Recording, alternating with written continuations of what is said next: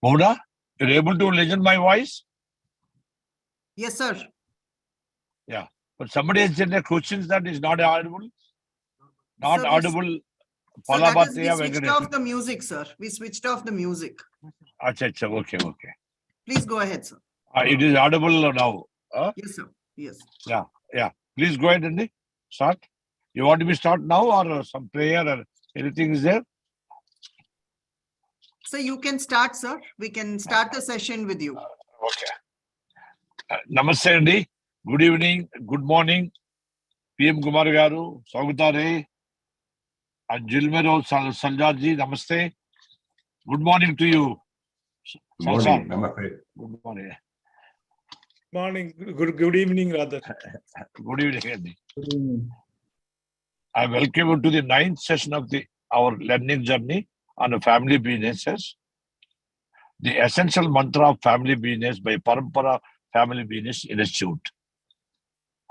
PFB is not a for-profit initiative of GMR Varalakshmi Foundation, and it is an endeavor to continue this tradition of creating awareness and learning on family governance. The purpose of this session is to provide a platform, impart the latest knowledge to explore and understand aspects that leverage the best of both family and businesses. The previous session saw an enthusiastic participation of members of family businesses and the professionals from across the globe. In today's session, I am delighted to welcome Mr. Gilmero Salsar, who is an advisor to multi-generational family-owned enterprise of diverse sizes and generations and industries throughout North America, Latin America, and Europe. He is a family business member and an expert on family governance and legacy succession. His advisory work primarily focused on the family charters, a generational transition, family vision, and values of the decision-making siblings, sibling partnership, and the cousin consortium development and the conflict resolution. Sorry.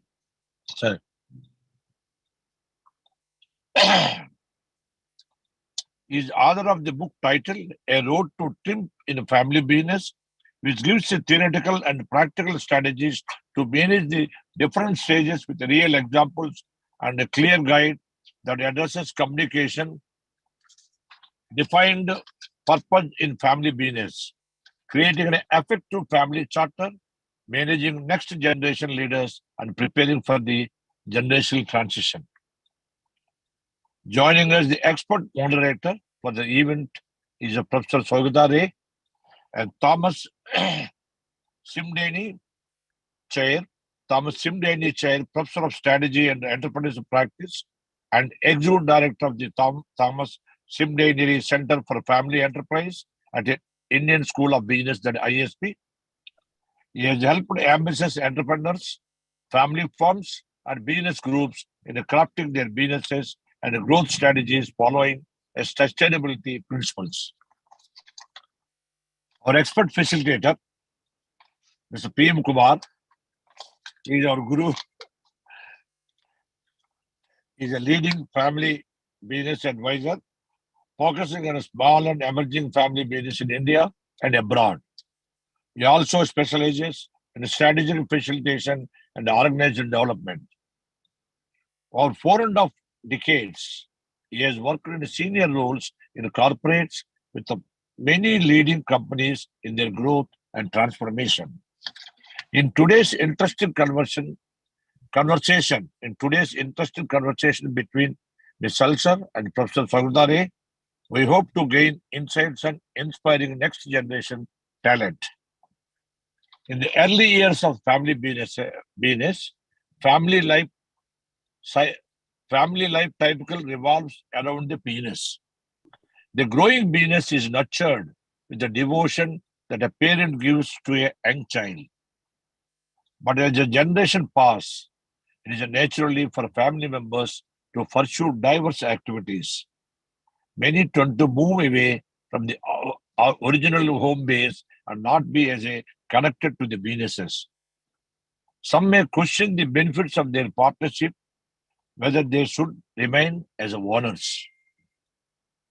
Adversity and crisis reveal the resilience of a family. Some entrepreneurial families derail, divide, destroy the value in the face of adversity. Other families unite, pivot, and create a value what set the resilience of families apart. Today, we'll gather practical insights on the success mantras of generational transition in business families from our expert panel. I hope that Parampara Family Business Institute, with this online symposium and curated sessions by globally renowned experts on the subject, will benefit established and upcoming family business. And I wish you all the members, those who are joined, will enjoy this session. Really, I'm very much thankful to take such a time. Mr. Salsar is taking a time from Houston, and Mega Saudare, really thank you very much, sir. You're giving a wonderful efforts you are keeping to create awareness and particularly our Guru, Mr. P.M. Kumar. I want to thank all the people. Please kindly, it will be very good, inspiring for me also. Even though we start our family constitution, it is I always believe that running a family is difficult, running a business is very difficult, easy. Running a business is easy, running a family is difficult. Still, is a learning, is a big lesson, is a big ocean. And yesterday I had a good talk to Mr. Salsar and Mr. Ray, and a wonderful session yesterday I had this. And please kindly continue. Thank you very much again, sir. Please go ahead, sir.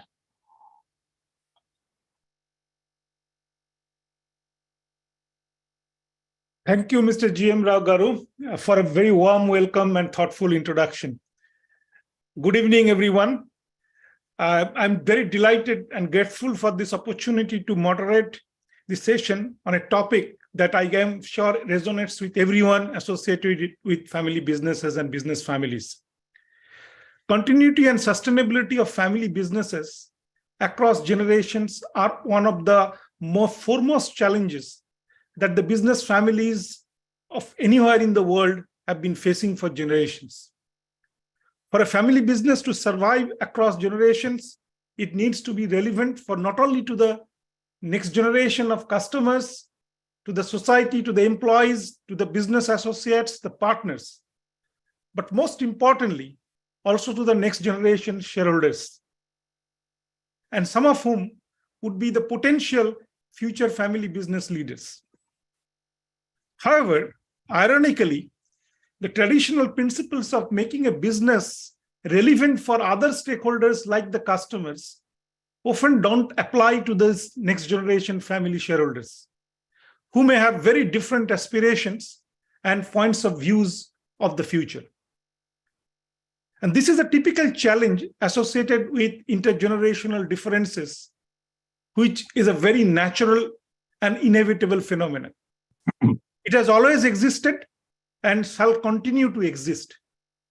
However, the complexity and enormity of this challenge perhaps were not as much earlier as being felt nowadays.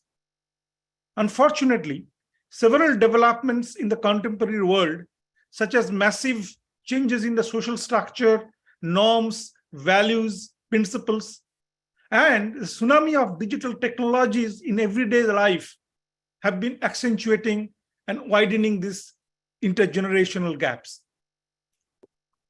The next generation members of contemporary business families have many distractions as well as very many attractive career and other entrepreneurial opportunities to pursue. To compound the problem, oftentimes family businesses are in very traditional, facile, almost boring industries rather than glamorous, modern, cool, intuitively appealing businesses that are emerging today.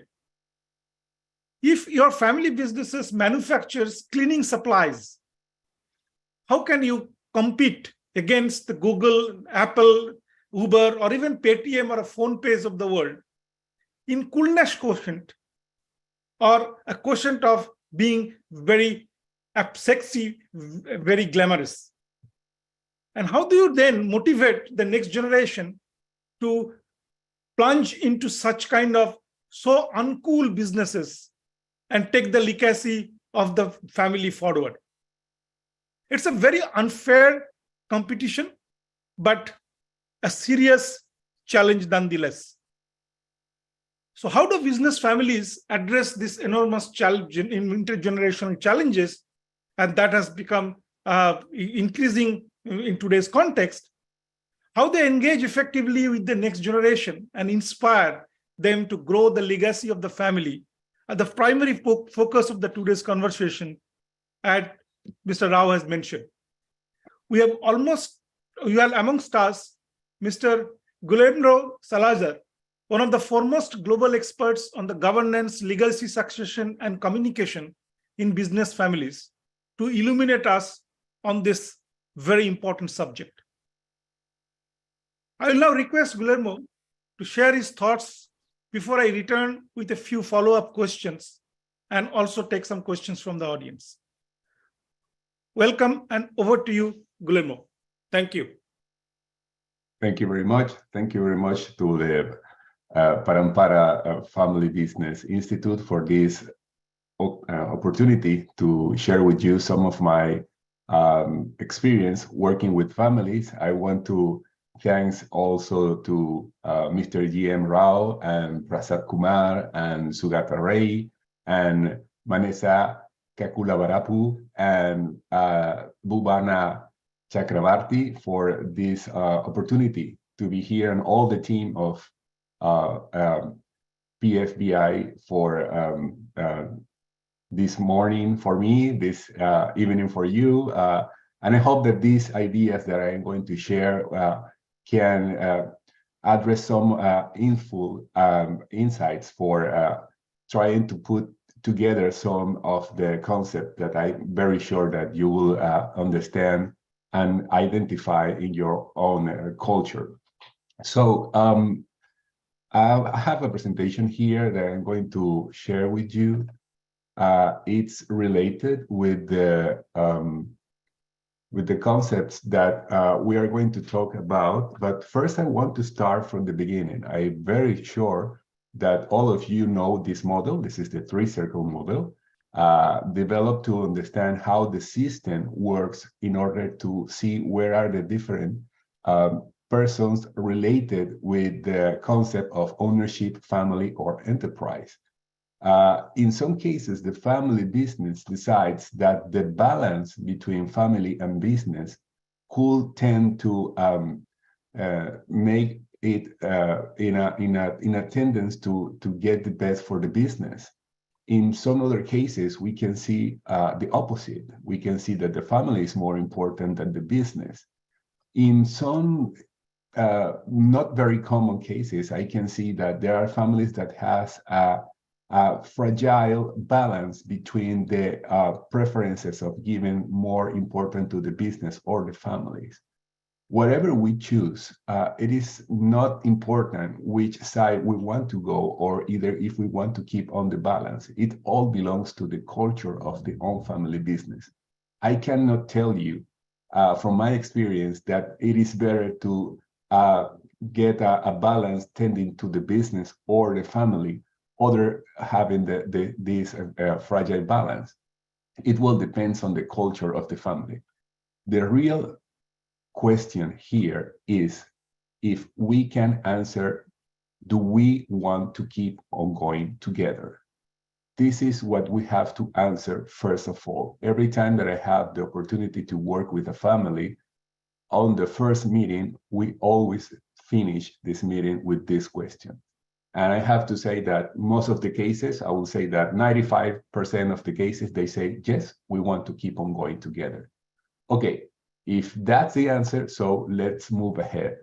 I think that if we want, as a family, to keep the business ongoing and being as a team through all of the path that it requires, it is necessary to go through three important concepts.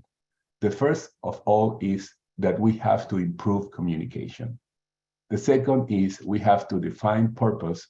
And finally, we can set the rules for something that we can call the family charter.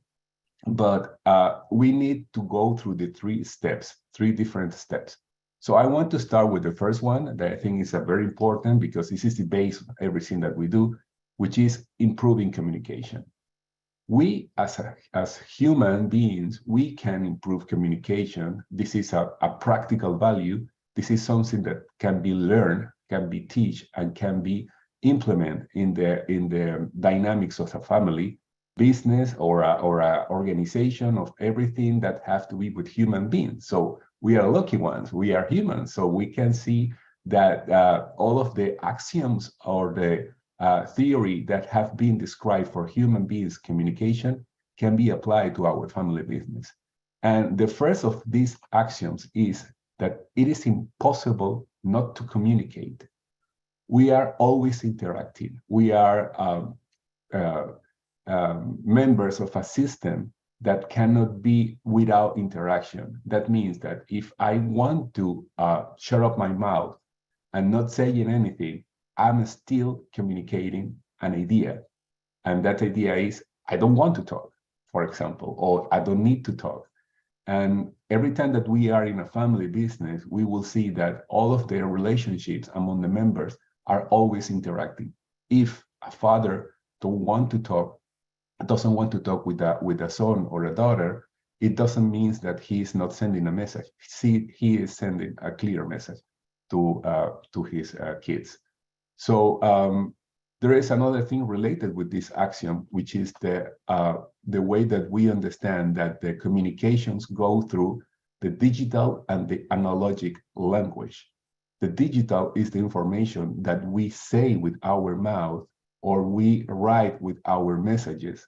And the analogic language is the one that we express with our body, with the expression of our face, or even with the tone of our voice. Those are two different things that can send different messages. If you have to trust one of the two languages, the best way is trusting analog language, because it is very hard to control. I mean, you cannot lie. If you only rely on the language of the body of someone, you will see that they are really saying the truth of their feelings. For example, in this image, you can see a couple that is trying to struggle with some situation. We don't know what's going on. We don't know what they are being talking about. We don't know what they are talking about right now, if they are.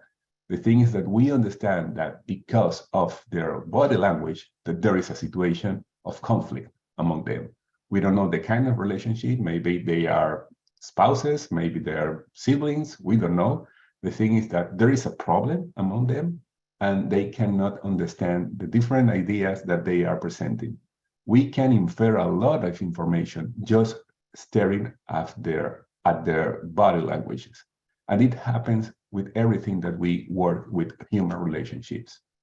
And the third and final axiom that I would like to share today is that in order to understand others in my system, I have to understand that most of the information that I receive and I process is ruled by biases and preferences. In some cases, I can see things that other doesn't see. I can understand things the ways that other doesn't understand. And most of the cases are focused on the way that my bias can see the same reality than others. For example, this is a very classical image that I always try to present to the families I work with, to show you that in this particular portrait, you will see both images of a young woman and an old woman. Some can see both, some can see only the young one, and some can see only the old one. But in many families, you will see that not always you will find a family group that they are always seeing the same reality, the same images. And this is an exercise that I invite you to do with your family. And you will see that this always applies to them. The other thing is that if we want to put that information that we've been sharing in a practical way, we will understand that most of the personalities that integrate a family group are part of a classification that we can do of different personalities of human beings when you take in consideration the way that you behave in an introverted or extroverted way, or the way that you get information in your environment through thinking or through feeling. And those are preferences of the way that I interact with the environment and the way that my personality feels more comfortable working and behaving with other human beings. So in that preference, we will see that there are basically four kinds of personalities. The ones that we can name the blues are persons with an orderly low life, a low predisposition to change. We have also the red people, which are the natural leaders, the high energy.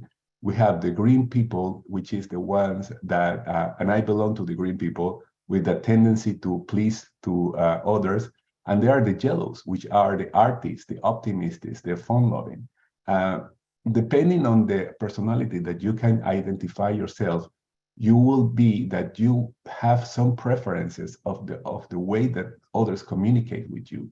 For example, in a family, I can be a blue person, that I'm the son of a red person, which is the leader, the energetic entrepreneur.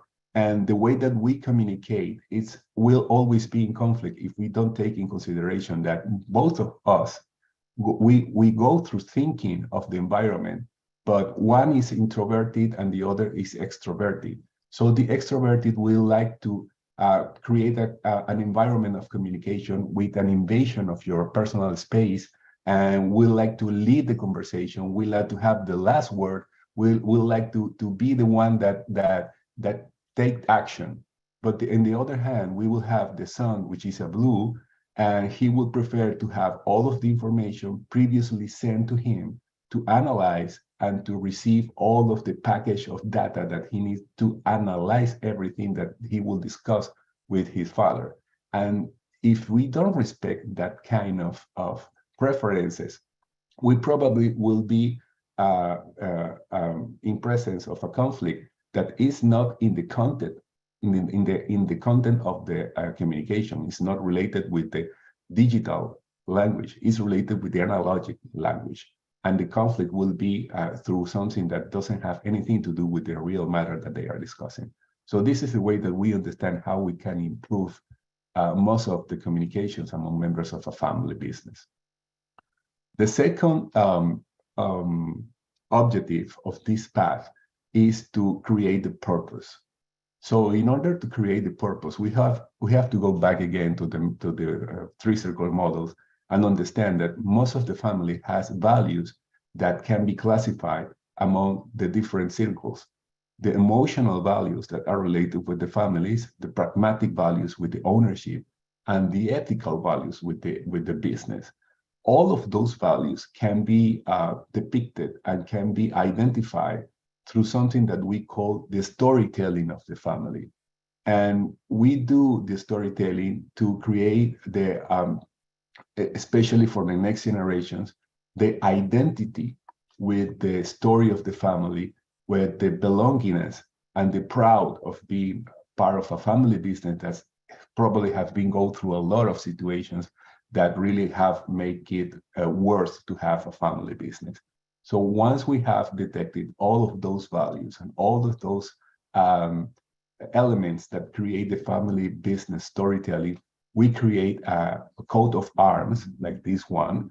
When we discover our story, we share our experiences, and we can create artistically and in a very creative way something that we share proudly as a coat of arms of a storytelling. I'm going to show you my example, the one that I did with my family. I was born and raised in Venezuela, which is a country in South America. It's a very tropical one. We create this coat of arms with the values of the business. On one side, we come from the construction business and the values of our faith and sense of union in the family. And just created that, telling stories, seeing what's important for us. And we proudly create something like that. It was a very simple one, but we are very proud of this. So once we have been creating our story, we come from the past, we go through our present. The next step is to project to the future. And creatively, we can start to do the shared dream. And as a dream, we can see that it's always images that we can recall in our mind, because when thinking of the future, it's very hard to put in words what we are seeing in our dream. It's oniric. We need images. So we can share those images in different ways that we can create. We can create a collage with some old magazines and scissors. We can select images and make a composition.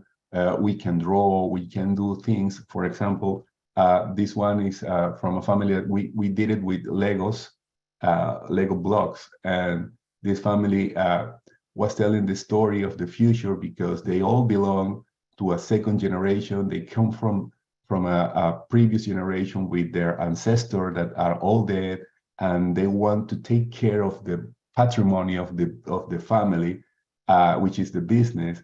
And they are aware of the different dangers that are surrounding them, trying to make them to collapse. But they are a family that will create that vision of future, taking care of this patrimony. So once you have with this vision that you have created, shading these images of future, now you have all the blocks to create a purpose. And the difference between the vision and purpose is that the vision tells you where you want to go, and the purpose tells you why you want to go there. And creating the purpose is easy once you have done the previous exercises. You can say we, and you put the names of the ones who participated in the Share a Dream exercise, united by a common history based on the values that you want to safeguard, that you have identified. Wish to build a future in which we improve, and then you put the values that you want to work on in order to achieve our shared dream as a family business, which through, and you name the product or services that you do, we will bring the kind of benefits that you offer to our society. Something like that. You don't have to do exactly this, but this is a tool that can help you to define all of those elements that you have created from your storytelling, which is based on the value, which is based on the way that you have learned to improve your communication. So once you have that, then I think that this is the best moment to start writing down the rules that you need to put on order the governance and the succession if the family needs to address the succession issues. And the governance are basically talking about the council that you can have in your system. You can have only one council that can do both works of the family council and the board of the business. If you don't have a very complex business, you can have only one board or council, or you can separate them if the complexity of your system requires it. We are going to talk about the duties of the members of the family, and obviously the rights that you have with the patrimony. So when we talk about the council, we will talk about the characteristics, the functions of this body of governance, and who will be the members, and how can we replace the members in case that we need to. When we talk about the duties, we are going to talk about ethics. We are going to talk about responsibilities of the members that identify themselves as members of a family business. We're going to talk also about good practices that we put ongoing when we want to start a professionalization of a family business. And finally, when we talk about the rights, we are going to talk about what to do with the resources of the family business. How do we start any ideas of entrepreneurship, especially in the second or third generation?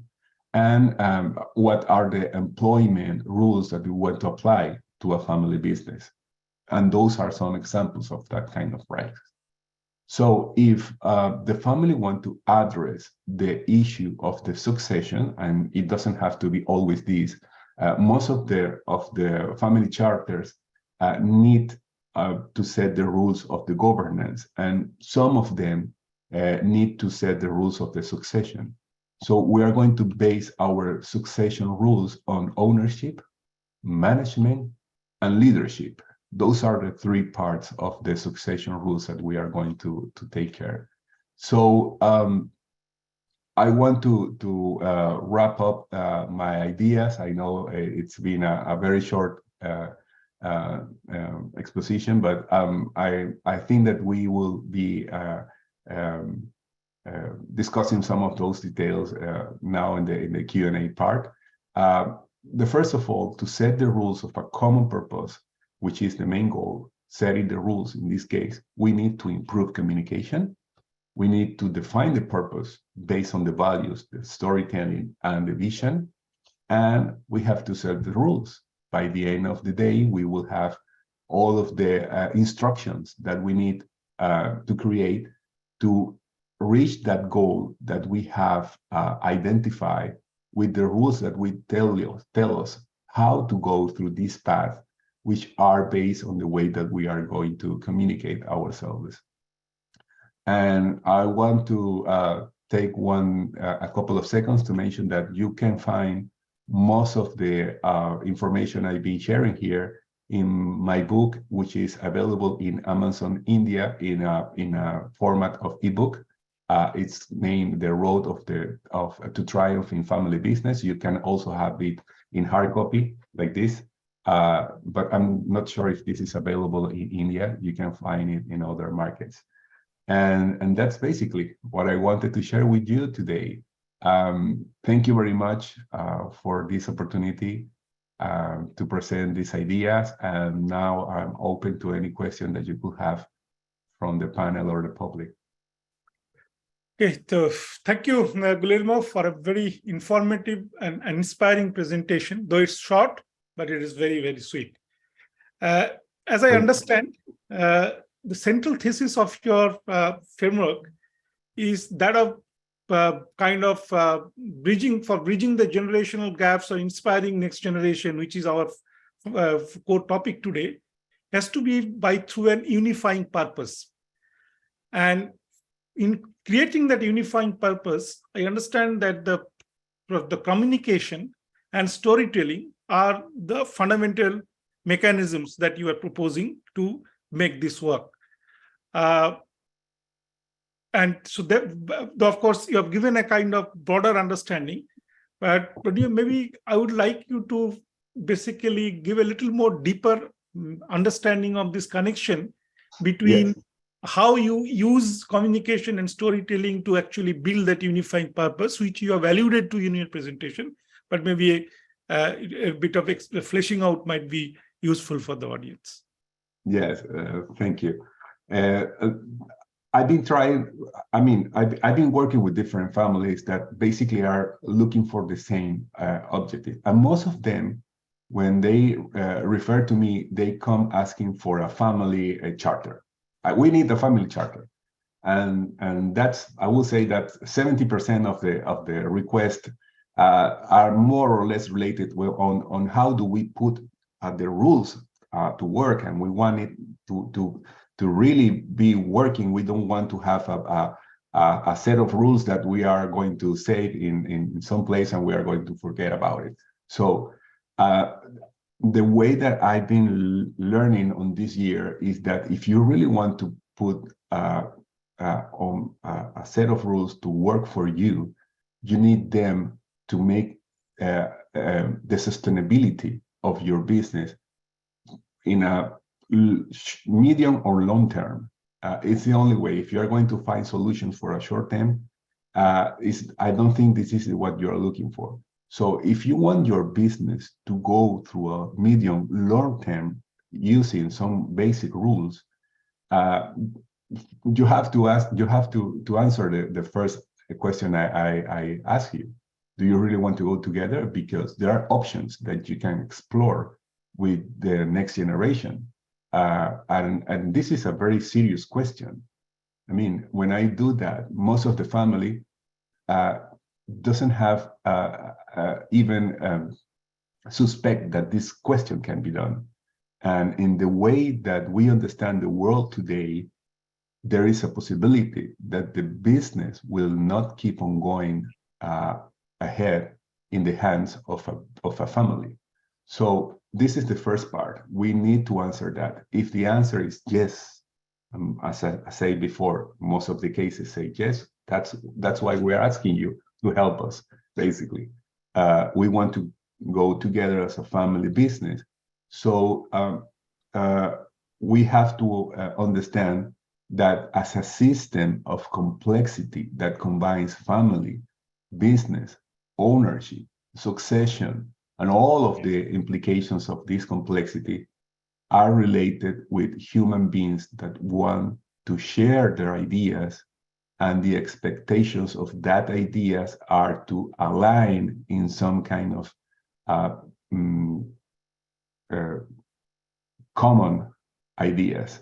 So in order to put all different ideas, the first thing that we have to do is learn how to put together all the ideas to have some common. So that's why we need to improve communication. And once we understand how do we human beings function in our communications, we will learn and we will raise the bar of our experience of communicating in family. Once we have that, the next step is to find a purpose. Why do we want this family business to be sustainable in the medium long term? Because you told me that you want to go together as a family business, but you have to tell me why do you want to go? Because the only way is that you have to convince me that you want to go because you really want to do it, not because I told you, not because somebody told you, you read that in a book, you saw that in a movie. You really need to tell me why do you want to be a family business, because otherwise we cannot set the rules for that. So if I want to go deep in that answer, I need to touch the emotional part of that answer. And the best way to connect with the emotional part of a family is to tell the story. And telling the story is a methodology to go through the different myths of the family, through the different events, through the different characteristics that can help us to understand why they have made some decisions in that specific event. And those whys are the values of the family. And once you help them to go through the story and identify that key moments of why they have decided to do that, they will find that those values are part of their identity as a family. And every family has different values. Most of them are common with other family business, but most of the family has their own values or their own experience.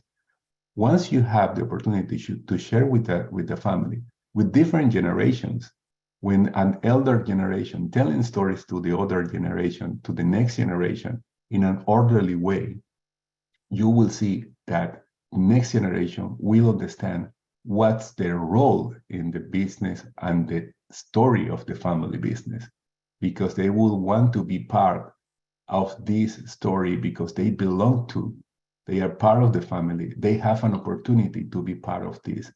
It's not only motivational, because when you find something that motivates you, it's something that comes from the outside and push you to go that way. It's inspirational because it's something that comes from the inside. It's part of you. You are part of this story. And we are expecting that you can be part of this. If you want to, you are invited to. So once you have that, you will have the perfect setting to create a vision, because I know where I come from. And if I want to keep on going that story moving forward, we will need to think on the future. And as a next generation, I know that I am part of the future. I can express my desire. I can express because I have learned how to, because I know how to communicate. I can express my desire, even telling that or creatively telling you how do I imagine this future. And then we create the vision of the family business. This is the continuum of your story. And there's where we want to go. Now you are inspired on that future. Tell me, why do you want to go there? And there's always a why. Yeah. I think you have given a very good connect with that. So thank you very much for that. I'm just wondering that in your approach, is there an assumption that the families have to have certain level of preparedness, readiness, and a level of harmony among themselves to actually adopt this approach? Why I'm raising this question, because many of the families in this part of the world, actually the relationships are very fractured, fragmented, strained already. So bringing them into the conversation table, because your approach requires a high degree of conversation, and therefore, is there a level of preparedness that is required to adopt this approach, or there is a mechanism by which you can do that, make them prepared to adopt that approach? Well, I have to confess that this is not different from this part of the world. We are witnessing a situation where the individuals value more their own identity than the identity of the family.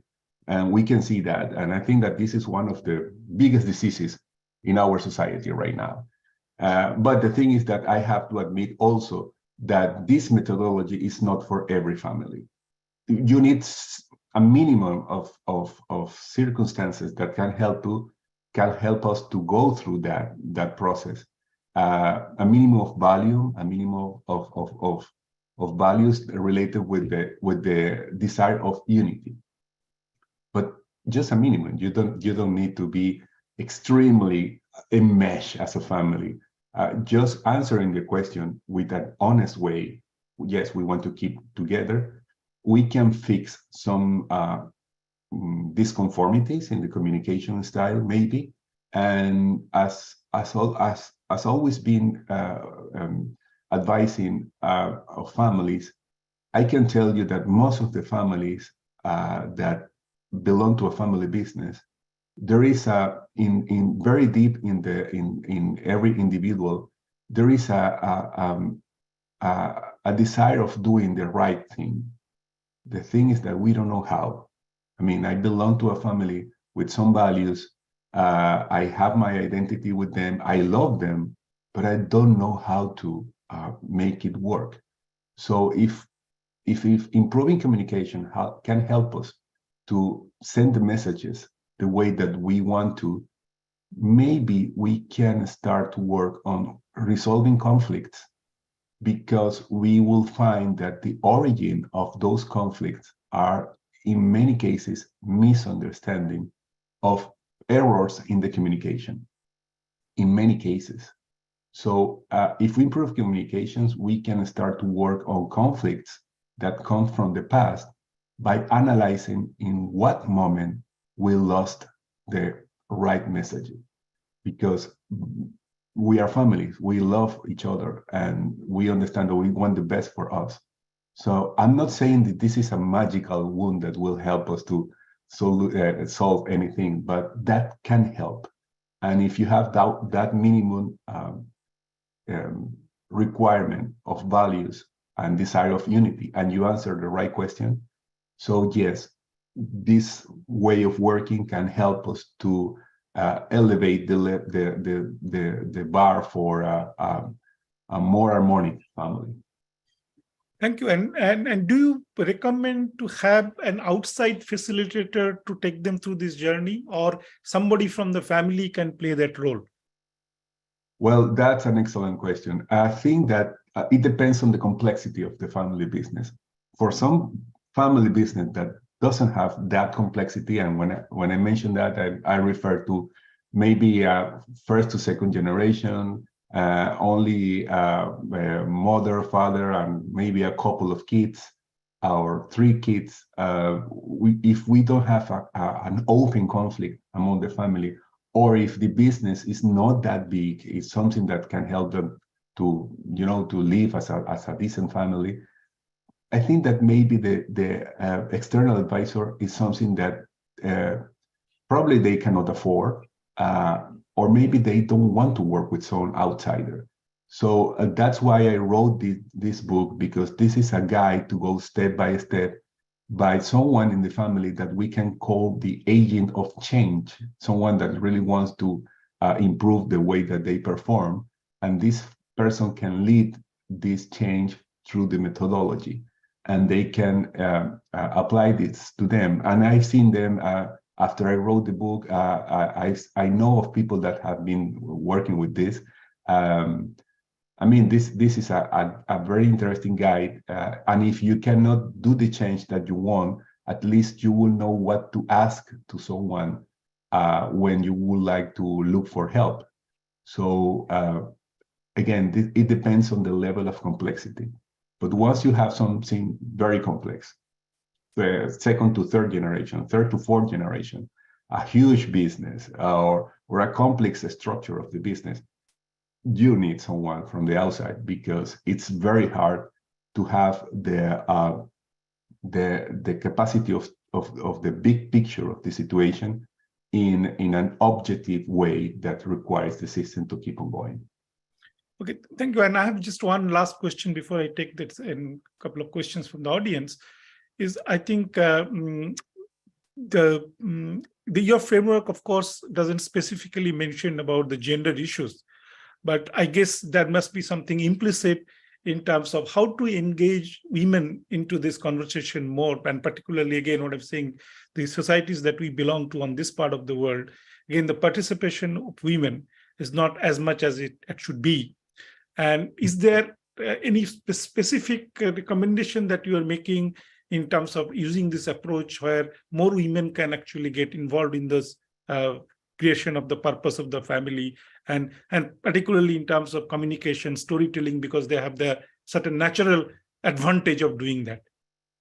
Yeah, absolutely. And things are changing. I mean, in this part of the world, we can see that women are taking more and more presence in the conversations, in the vital conversations of the family businesses. And I do think that the storytelling exercise is an excellent way to put the spot on the women's side of telling stories, because, as I mentioned before, we all have biases and preferences, and the way that we tell our stories are ruled by those preferences. But if you put together a man and a woman telling the same story, you will have different dimensions of this story, and it's amazing. You can create a literal work of what the entrepreneur have been doing, or you can create a whole world of sensations when you put together men and women saying what they have been through. And that's a part that to connect with the story, to connect with the family business, and to improve the quality of the family business talent in a family in a situation when they can share all of their sensations, all of their thoughts, all of their experiences, because you open this experience to all of the possibilities to fill with more information and feelings. So that's an excellent moment. But yes, we need more women, and I can admit that, because we have seen the benefits of working with them in a balanced way. I mean, for example, working in a board with only men, it's something. Working in a board with only women, it's something. But once you have the right balance, you will have that. You have the best of both worlds. And when you're talking about intergenerational things, see that what is the right age where the kids of the family should get into this conversation? Because there are certain things that you are mentioning. Is there some age bar in terms of where they would be participating in this conversation, or you believe that it can be very early in the childhood? Well, again, I would refer to the complexity. In some families, you can have a special forum for the next generation that you can call the junior forum or something that will help them to express their opinion, to learn how to connect with the family business, and you can train them from there to know about the business, to know about the story, and how to make them feel that this belongingness can make them proud and can make them the best ambassadors of the family business. Once you have that kind of member of the family business, you will have the best candidates to be part of the body of governments that you need. So if you have enough complexity, you can work in that kind of structures. Otherwise, you can use the family council to make them participate in some kind of conversations that they can participate, or you can invite them from time to time to go to a board meeting if this is under a structure of a plan for learning some of the issues of governance. It will depend on what you need, but the thing is that you need someone who is connected with the knowledge and the story and the feeling of being a good ambassador of the family. You will find the right place. Okay. So I don't see much of an audience question on the chat box. Just one. Yeah. So somebody has asked for certain what he called some checklists. So as Guillermo has mentioned, I think the book must be having lots of checklists. So repeating that may be difficult here. But I think Binod Thakur has mentioning it may be possible that problems in the family started occurring due to poor business performance. So how facilitating a purpose-related discussion will help in this? So, if I understand correctly, this thing that in particular context when the company, family business is not doing well, how this positive thing of purpose would be actually created.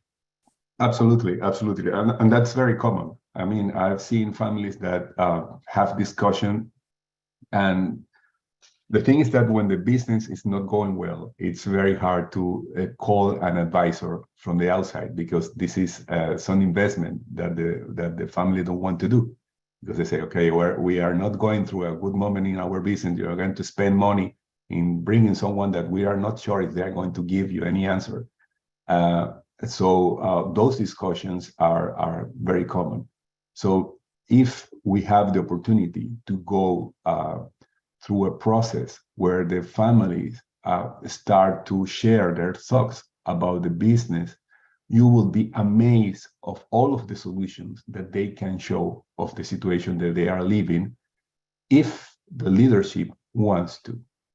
because most of the problems in the business are related with some kind of, and I don't want to sound offensive with this term, but it is a term with some obsolete politics of the business in a current environment.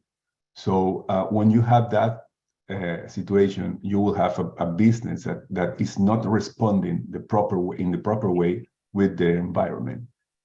If you invite the rest of the family, especially the next generation, to discuss some ideas out of the box, you will be amazed of the solutions that you will find. But again, it depends if the leadership wants to open their thoughts to those new ideas.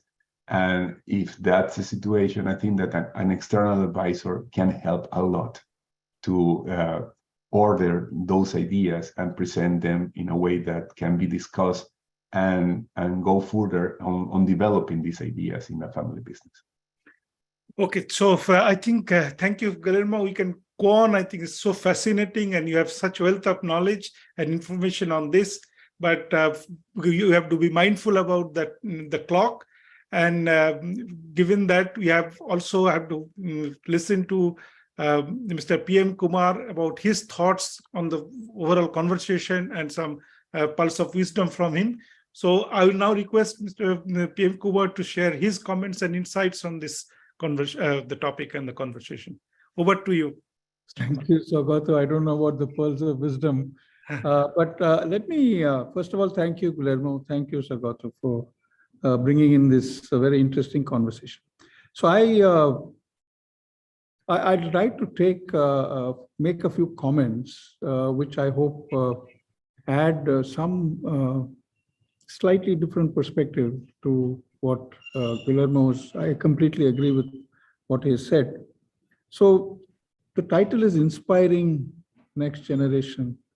So let me just unpack this box of inspiring and ask. Very many families go through a dilemma. Few dilemmas. One dilemma is, do we inspire the next generation at their terms, or should they get inspired by our terms? Whose terms would this inspiration work? And what is, so this tug of war goes on. Inspiration at whose terms? And I think this whole issue of shared purpose, Guillermo, I think is a wonderful way of co-creating the terms of the new future of the family business. So I think that's very elegant. The other thing is, Next Gen, as all of us know, are actually grappling with the second dilemma of identity and individuation. They are at a stage in their life where they are searching for their identity, they're searching for their individuation. And if their personal identity can find a place in the family identity, then there is so much of connection, so much of, it fuses together.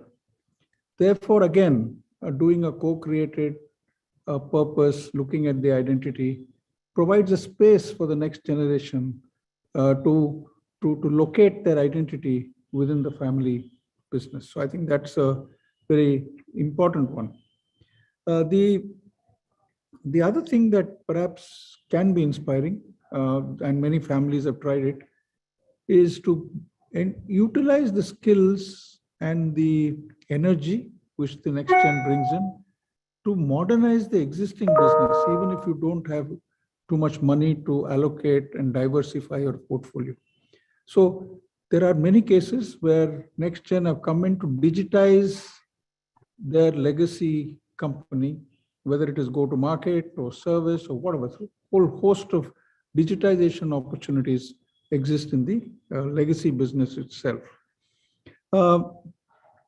I think a few words on communication. Again, the dilemma number 3 is, it's a chicken and egg. Which comes first?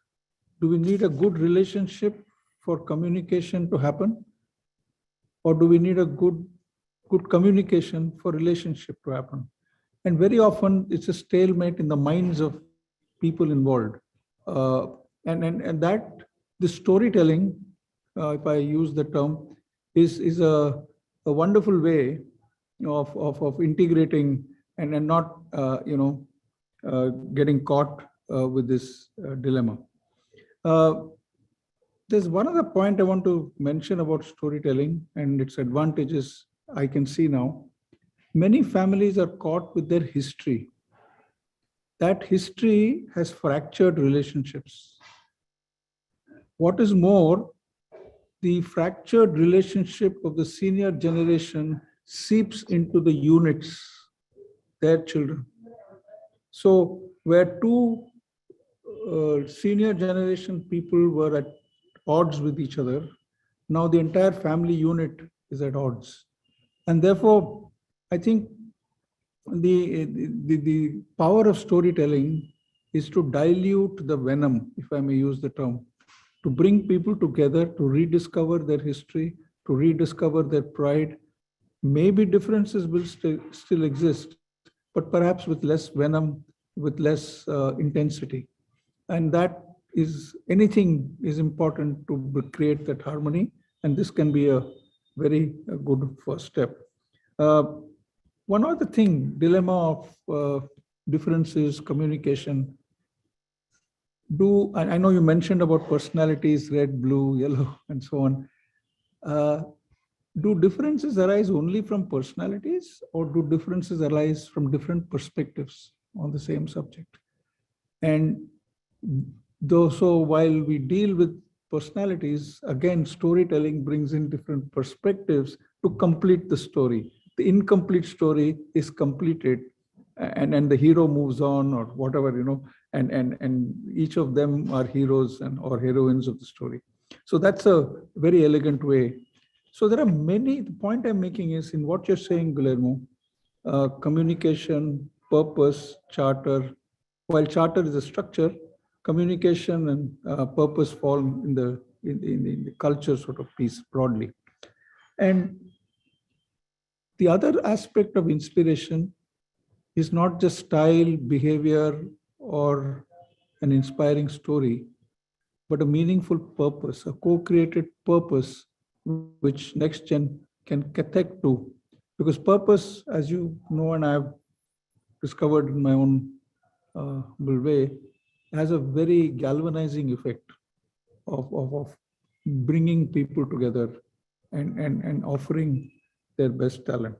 So that's really some of the stuff that I wanted to share to communicate two things. I think your presentation, Guillermo, covers bridges between the next gen and the earlier gen, and offers clues to how this bridge can be crossed, or in some way where both the generations can cross over and create a third proposition. Thank you. Thank you very much. I don't know if we have time, Sugata, to maybe mention some comments on Kumar. Your mic is closed. Sorry. Yeah, of course, you can give your final words. Yeah. Okay. I would say that from experience, creating this sense of vision of future, it's always related with the sense of hope in a family. And this is very important, because when the circumstances of the family business are against the odds for a family, if you don't have faith in the future, it is very hard to create a vision, a shared vision. And especially in situations of a very conflictive environment, a family needs faith to move forward. The other thing that you say is that how do we inspire the generations, the elder to the new one, or the new one to the elder? That's all based on that. If we can share that sense of hope and faith, we can move that forward. I agree with you. The one of the situations that we have in our society is this movement of the of the individualizations of our values against the family and the loyalty. And this is something that we are witnessing right now, and this is very important to take care and to be advised of this.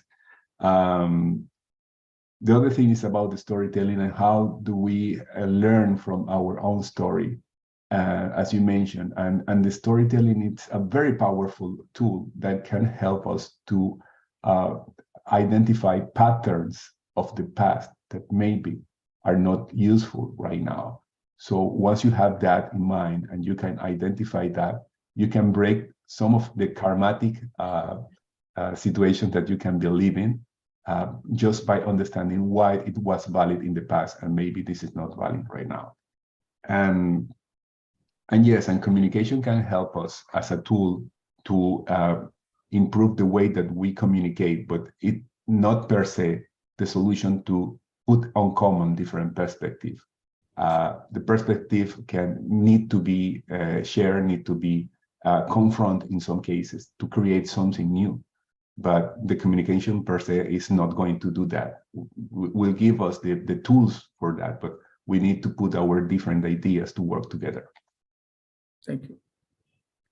So, for popular demand, Guillermo, one more question from the audience I have to take, and we have some more time, so I'm told.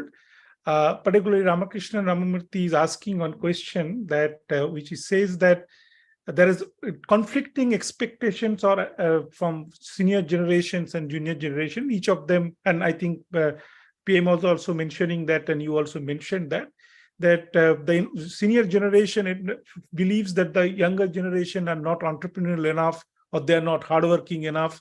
Similarly, the younger generation, next generation feels that the elder generations are fossilized or they are not savvy in technology, they are not willing to embrace newer things.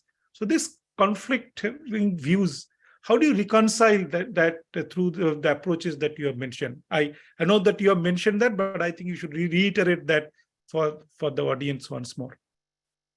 Well, again, I think that this is a typical situation that we always face, and somehow all the families has this conflict. Again, I have to go back to the main question: do we want to keep on going together? If we want to keep on going together, we will find a way to put those generations to work on a common purpose. But we will need always two main ingredients for that formula: that the older generation is capable of change, and that the next generation is capable of commit. If we don't have those elements, it will be very hard to overcome that obstacle. So we need to start the conversations in order to see if this older generation understand what's the meaning of changing and what's it for, and if the next generation can show the older generation that they have the commitment for that enterprise. So it's all about conversation. It's all about putting all the things on the table and saying, okay, we have this, we want to go together. How do we do that? But we need to start the conversation. This is not going to happen because yes, no. We need to start the conversation. And very well said. I think, in fact, at the end of the day, this is not one-off exercise. There has to be both sides. There's two in tango. Both have to come together, and it has to be, the conversation has to be continuous, relentless. It has to be patient. It has to be creative, because that sparks can't happen overnight. It is through those engagements, sometimes some reconciliation or understanding each other would happen. So therefore, at the end of the day, whether it's senior generation, next generation, both have the responsibilities to actually work together. And as PM just mentioned, the co-creation. So responsibility lies with both the generation to co-create, because the future belongs to both the senior as well as the next generation. And to that, I think with that spirit, I think we can conclude this session. So thank you, thank Guillermo once again for a very wonderful disposition and articulation of some very fundamental thoughts in a very simple ways, and giving kind of very easy to do kind of things in a family context, and also PM for your, as usual, wise comments. And thank everybody who has actually done a lot of work on the background to make this thing happen. So, and also the wonderful audience who have been patiently listening to this conversation. I hope you have got enough meat for and the value for the time that you spent in this evening. Thank you very much, Absolutely. everybody. It's a good day. Thank you. Thank you very much for the invitation to the Thank you. Parampara Institute. Thanks.